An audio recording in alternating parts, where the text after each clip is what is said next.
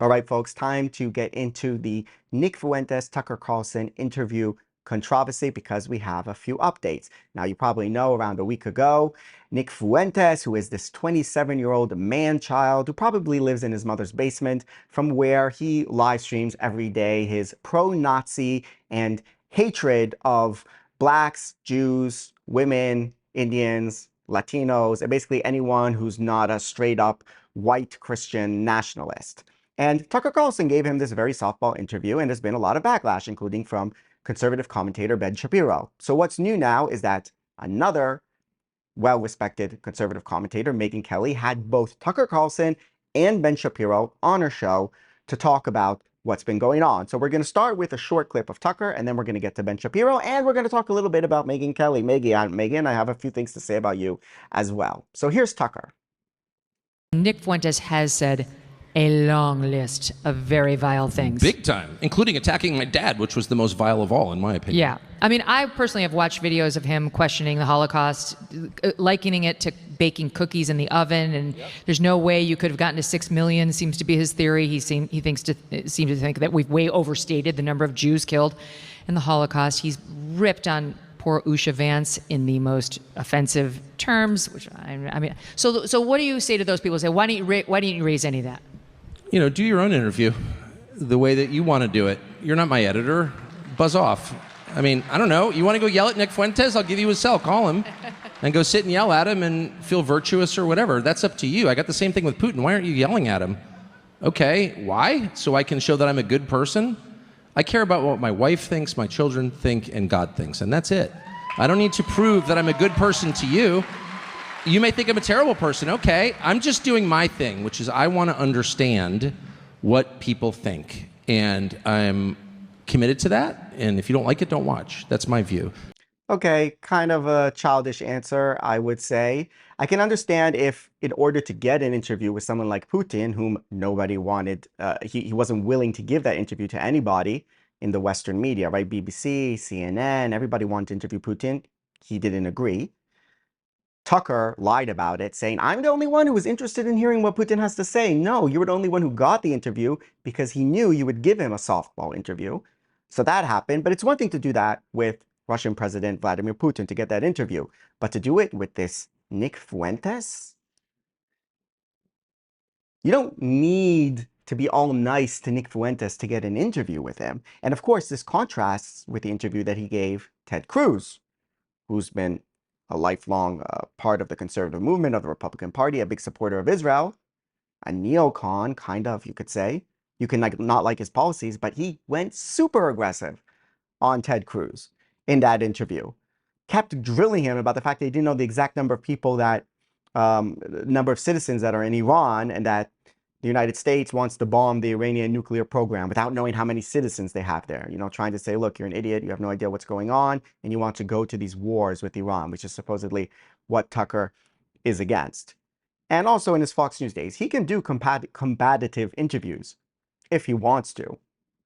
And people rightly pointed out that not only did you platform this vile, disgusting person, Nick Fuentes, but you kind of elevated him. You sanitized his terrible views so they'll be more palatable to the mainstream audience. And then everyone came and attacked you for that. And you haven't really been willing to defend yourself and your position properly. And he avoided it there as well. Fuentes says at the beginning of the interview, oh, today's Stalin's birthday. I'm an admirer of Stalin. Tucker Carlson, really? Well, okay. We can get back to that later. And then he didn't get back to it. I mean, this is insane. Aren't you supposed to be a conservative commentator? And you just gloss over all these awful things that Nick Fuentes did and said, including against Charlie Kirk. And Tucker Carlson was the keynote speaker at Turning Point USA, Charlie Kirk's event. It's kind of a betrayal of Charlie Kirk that he sanitized Fuentes like that. So that was Tucker's way of kind of getting out of taking responsibility or really like giving a proper answer as to his conduct with Nick Fuentes, why he did it, why he didn't push back enough and so forth. Oh, go do your own interview. All right, fine. So that was Tucker. Nick Fuentes has said. Now we are going to go to Shapiro with Megyn Kelly. One day later, same setting. They weren't together on the screen, right? Weren't together at the event. You and I have talked about Nick Fuentes many times over the years in our many appearances together, and that's how I knew about him, because he was saying absolutely terrible things about you. And I am going to show a video, please forgive me, of one of my first introductions to this guy, Nick Fuentes, and what he was saying about Ben. This is a video of him showing himself playing Grand Theft Auto, right, a video game where you shoot people, and he's pretending that this character in the video is Ben. Let's watch. Ah!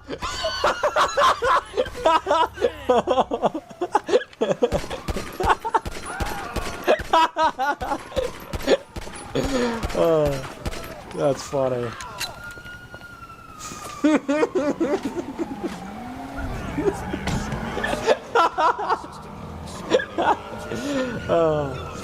Oh, that's funny.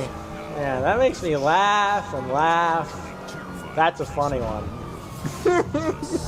What a chance encounter that was. I think I just saw Ben Shapiro. And it goes on. It goes on. I mean, I would hate for people to believe that the Nick Fuentes sort of, my problems with Nick Fuentes are about me, because they really are not.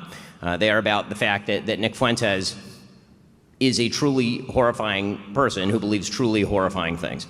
I mean, again, there is a reason why Charlie Kirk despised him. There's a reason why every mainstream political commentator has been highly critical of him. It's the reason why these are not arguments. This is not a person who's making arguments. He is a Hitler-loving troll, and I say that advisedly. He literally says on his show that he loves Adolf Hitler.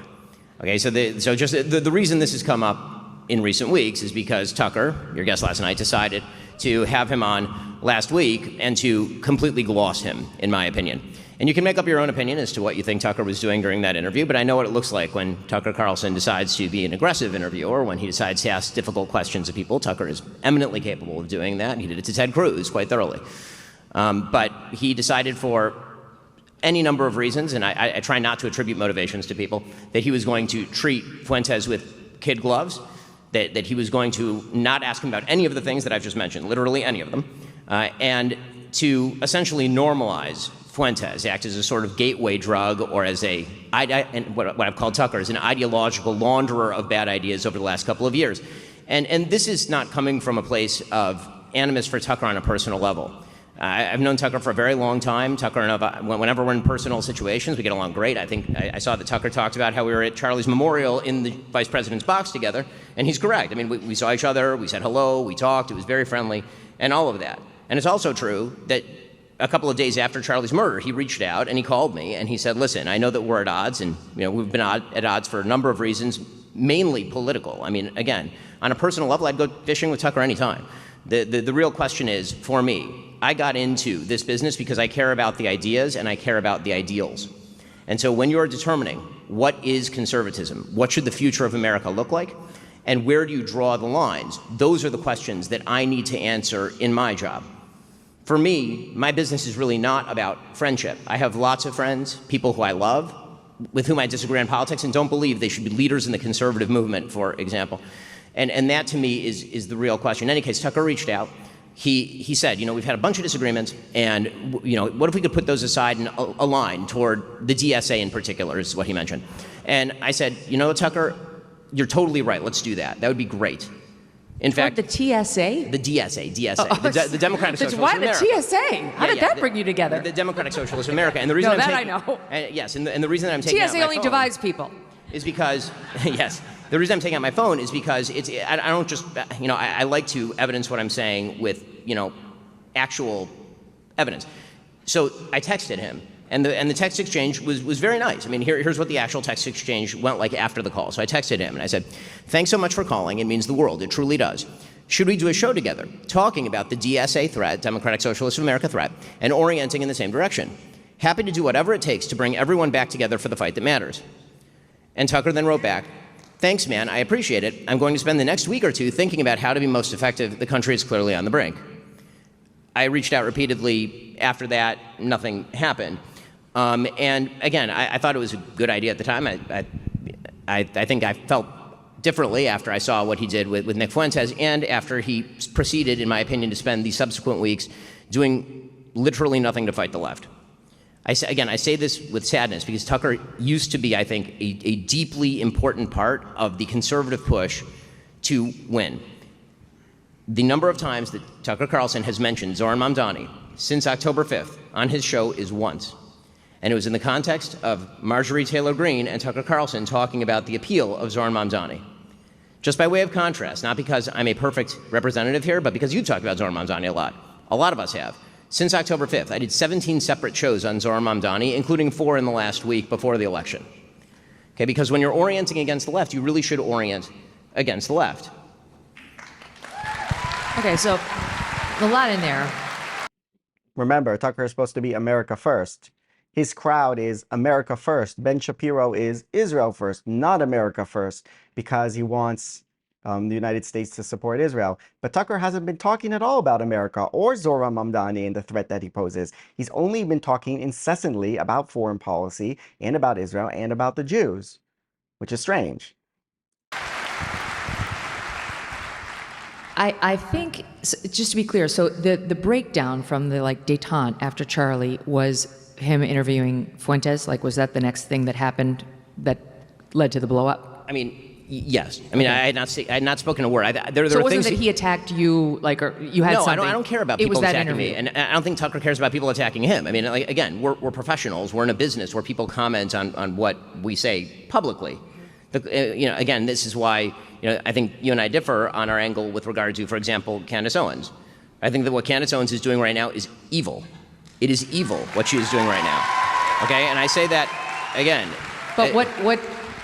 Because I didn't opine on whether it's evil or not. But my position is it's really none of my business. And why is it? But I have a question. Why is it none of your business? I mean, you comment on these things for a living. I'm not mother of the internet. No, but if this were on the left and somebody were accusing Charlie Kirk of his wife having murdered him, I assume that you would be talking about it. Is that what Candace is accusing Erica of? Yes. Of murdering her own husband? She's accusing TPUSA insiders and other members of the right wing, including Seth Dillon, of being involved in the murder of Charlie Kirk, yes. Okay. Like I said, I don't take in that content, which is an honest statement. I don't have time to watch Candace's show. I believe you. But the point that I'm making is that what I understand friendship Candace should not, in our business, I think it's important. Listen, friendship should not trump. We don't even know each other. I understand, but even with Tucker, friendship should not trump our manifest requirement to speak out when people do and say things that are both detrimental to conservatism and morally wrong. Okay, so I don't totally disagree, but I think the way of handling that, at least for me, is much different. So For you, the way of handling it is to gaslight us, to bring on Tucker Carlson and Candace Owens and pretend that the only thing they've been doing is criticizing Israel because you want to stay in their good graces and the good graces of their audience. Megyn Kelly, we see you. We're going to talk about Megyn Kelly in a second. I saw things go south between you and Tucker, at least from my vantage point, when you disagreed on Israel. That was obvious. And he was, well, let me just make my point. Sure. And so he was saying things that were critical of Israel and our policy towards Israel.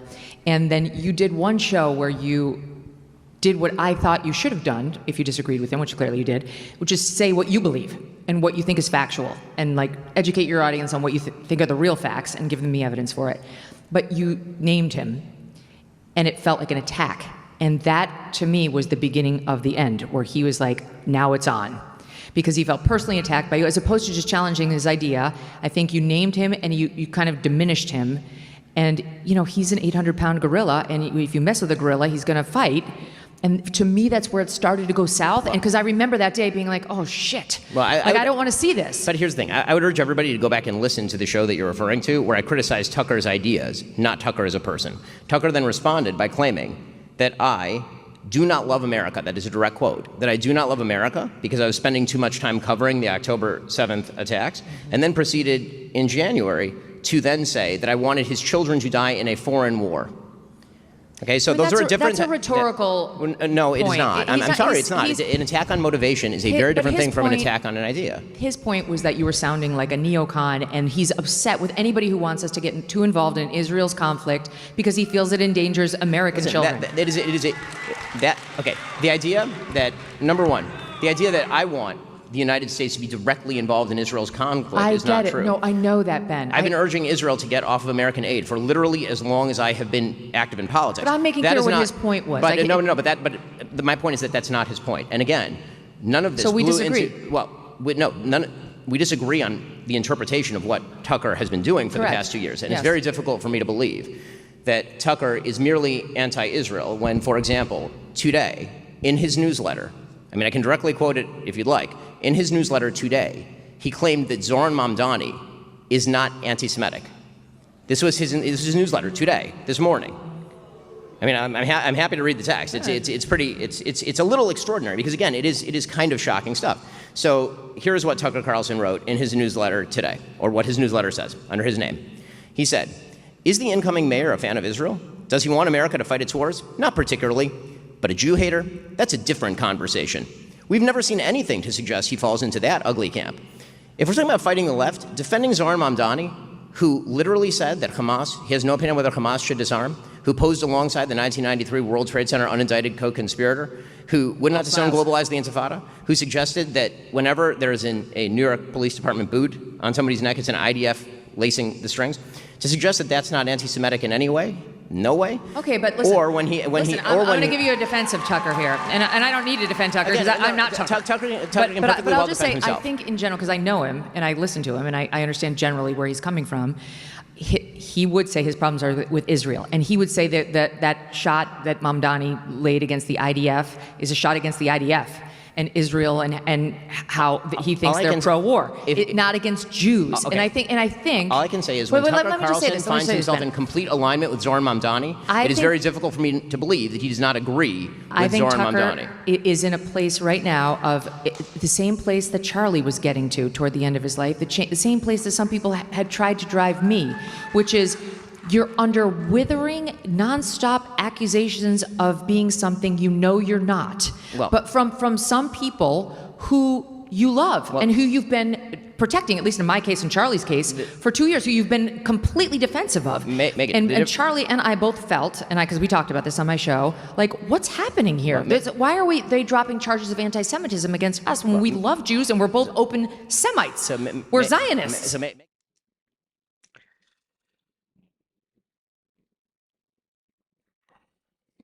So that was a part of the interview between Megyn Kelly and Ben Shapiro. So the first part there about Tucker Carlson, and again, he says, "I'm America first. I care about America. I don't want us being involved in foreign wars. I don't want us controlled by a foreign country." He claimed that Netanyahu goes around saying that he controls the United States. And what's annoying about Tucker Carlson is that he speaks in these kind of somewhat vague sentences, and he interviews people and he lets them respond, and then he's like, interesting. And he doesn't, so he has this kind of plausible deniability on everything that he's doing, but he's not really fleshing out his arguments properly. Like, I'm listening to Ben here, and Ben is making a very concise point about where he stands. Tucker, I feel like he's, I don't know. It's like, I'm against war, right? I don't want war. I don't want to see civilians die. I don't want a foreign government controlling us.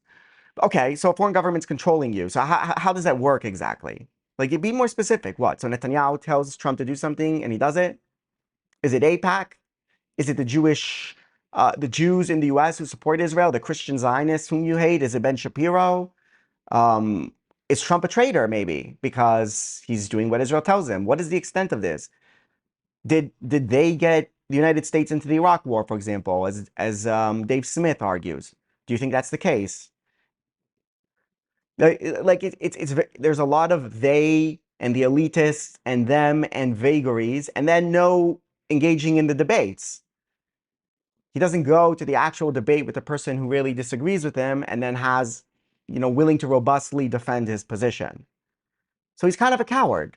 He's throwing things out there in the air, and then he's running away from the consequences of what he's saying or willing to defend what he's saying.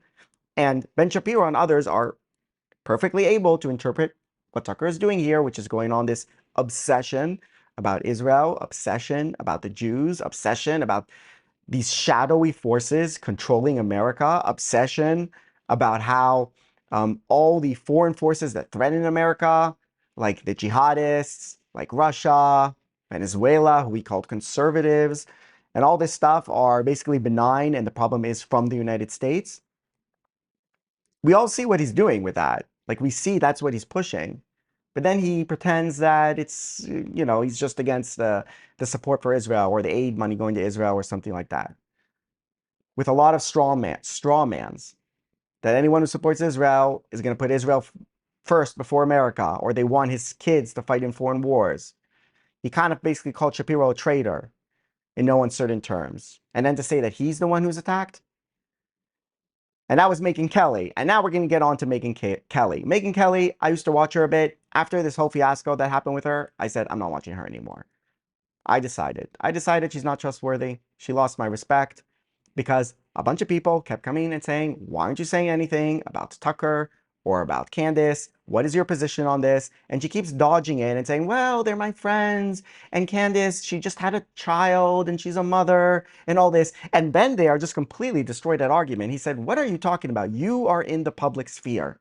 You are here to present good ideas, not to be friends with people. If these people are pushing terrible ideas, you should have an opinion about that. It's like, I don't police the internet. I don't have an opinion on this. You don't have an opinion on two of the most influential people inside your movement spewing this garbage? You don't have an opinion? And why is she doing that? Because she's a politician and a businesswoman more than a commentator. And that's why I won't listen to her anymore.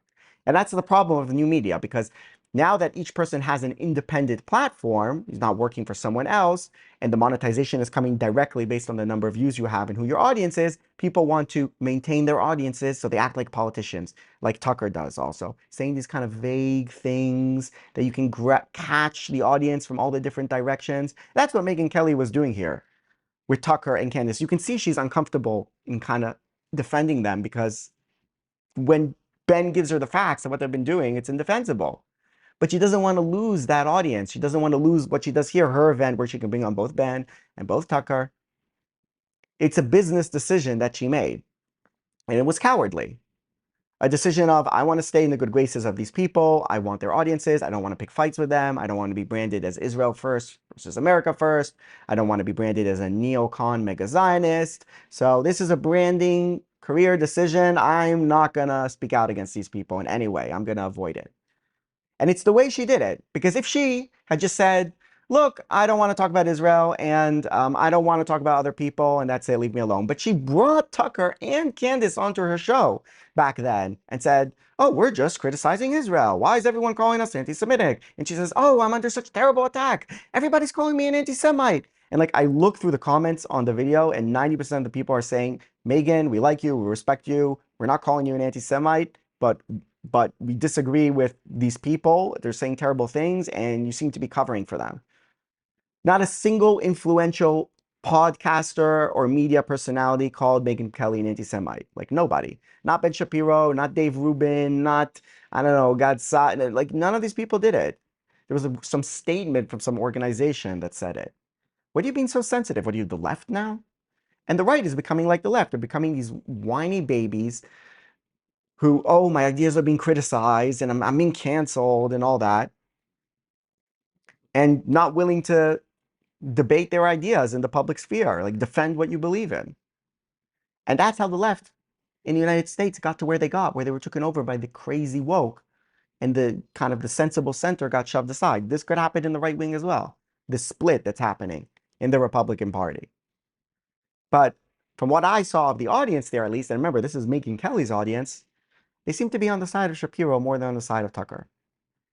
But you'll have to see the full interview with Tucker and the full interview with Shapiro to make more of your mind up about that, which is on Megyn Kelly's YouTube channel. You can see it, and you can make up your mind. What do you think about this beef? What do you think of how Tucker has defended or not defended his Feuntes interview, and how Ben Shapiro has taken this on, and how Megyn Kelly has been, I would say, cowardly in basically kowtowing, as we would call it, to the crazies in her party for personal reasons and not standing on proper ideological principles? What do you think of this entire issue? Let me know in the comments below, and I will see you in the next video.